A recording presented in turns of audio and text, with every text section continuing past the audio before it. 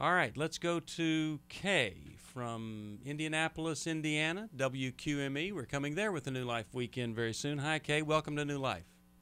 Thank you, and thank you for taking my call. Certainly. How could we help?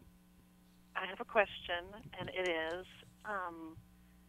when my husband and I are divorcing, when do I know and how do I know when it is the right choice or the right time for my son to go live with his father? How old is your son? He just turned 9. Okay. And there's no hope for this? Yeah. Is there no hope at all? I'm sorry?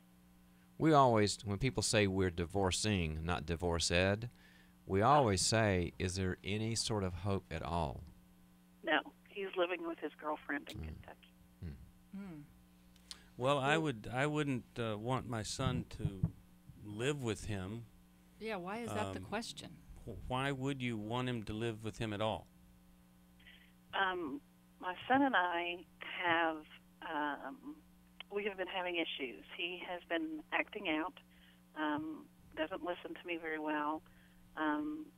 There was an evening when he got upset and he didn't want to be related to anybody in our family, and he wouldn't come in the house. He's how old again? He's 9. 9? He's a 9-year-old boy. Just turned 9. Sounds His 9 parents to are me. divorcing. Whole world fell apart. Yep, Right. makes sense. And if you don't get him some help, his internal world is going to fall more apart, I think. He's There begging was also you. an instance when he was with his dad one time that he was talking to me on the phone, and he said that he was trying to explain to me that he was really upset with his dad and what was going on and stuff, and he told me that he took a knife and cut himself Okay, so on the lip. I rest my case. So what is it going to He's take for trying you to to get get your him? attention. What's it going to take for you to get him some help versus send him off to live with his dad? I want to get him some help. I tried to take him to a counselor, and he would not. He wouldn't go, and I forced him to go, and he wouldn't talk. I took my he daughter wouldn't to a counselor. I participate. took her to a counselor probably I don't know how long, 6 months or more, and she didn't say a word. Oh. It's Well, not the other thing is, She had to, It's not a then one-shot deal. What happened after Yeah. the 6 months? You know, she developed trust She opened up. finally, and sometimes all they would do is play games. But in the midst of a game, that counselor would say something that would be significant, and she was 12 at the time, and I'm telling you, this little girl has character. She's 19 now, so I'm really disturbed at your phone call. I got to tell you, I'm sorry to say it, but I'm really disturbed. We're going to do a mini intervention. Yeah, that it was, when do I ship him off to my husband versus what do I do about this hurting 9-year-old who's cut himself even. it's not really that I want him to go. I don't want him to go. I don't think it's the right decision. But you called and asked, when do I send him to his father? Here's our problem, and we are for you. We're totally for you here. Absolutely. But And him. you're not functioning as a parent. You're functioning as a person who's letting a 9-year-old in deep pain kind of run things. He's out of control and screaming for help, and we need for you to be a parent, because you're taking his words as if he were 19 and saying, okay, maybe I ought to listen to this. He's 9. He's depressed. He's scared. So be the mom and say, I'm going to make choices for you that you can't make for yourself. That's what moms of 9-year-olds do. They take control, and we want to empower you to do that. Okay. And I guess my faltering or my questioning as to whether that was the right choice or not is because he and his dad both are trying to tell me that I'm being selfish and that I'm not making the right choice for him, and that I'm. Are you around any? Are you so around you're any sane being people? overpowered? Are you around any sane people?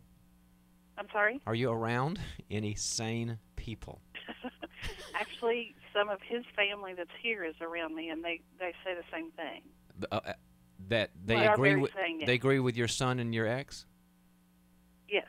Well, okay. No, I'm sorry. They say they agree with me. Okay. Well, we haven't. No. Okay. I don't agree with you. Oh. I hear you being. You know, it talks about in the Bible about how a double-minded person in James is you're pulled back and confused. forth. You're pulled back and forth by a 9-year-old who's scared and a guy who's living with his girlfriend who has no agenda for you. And we want you to listen to healthy, sane people who would say, you're the mom of a 9-year-old. A 9-year-old should live with their mother if they split up because the mother is the primary caretaker emotionally and developmentally at 9, and you get them lots of help. And all those people who say you're crazy, they're crazy. Get some healthy people around you to tell you right stuff. Right. But, Kay, I'm going to come to your defense a little bit. You're going through a divorce. It's a confusing time, and it's easy to be overpowered and influenced. And in wanting to do the right thing for your son, you know, I think you're not hearing what the priority is. And so just because his father is his father doesn't mean that's the best place for him. So, you need to be that stable place. And I would be, as much as possible, naming what you think your son is going through. But I got to get back to, when we get off the phone with you, you'll be by yourself again, and you'll have Florida calling and a son who's in trouble and these crazy relatives saying you're wrong. We are not enough. The three of us are not. Who is sane in Indiana around you? I have several friends that are sane and several extended family members that are. Kay? Get them. Yes. I have a counselor. If you went to her, your life would change. In Indy? In Indianapolis. Oh, wow. I mean, your life would be she's the wisest female outside of Dr. Jill Hubbard that I've ever met. You're talking Steve's I wondered how home you'd turf. navigate that. Yep. So I want you to hold on, and I'm going to give you her name, and we're going to try to get you to go to her. See, because you need direction, and you need direction from a confident person who knows what they're doing, not somebody that's trying to figure it all out and never been around this before. But I think you can save the life of a 9-year-old little boy who is begging for somebody to step in here and give me some security that it's going to be better and that I can survive this. That's what I'm hoping. But you're going to need that help. So hold on, and we'll give you that name and number right after this.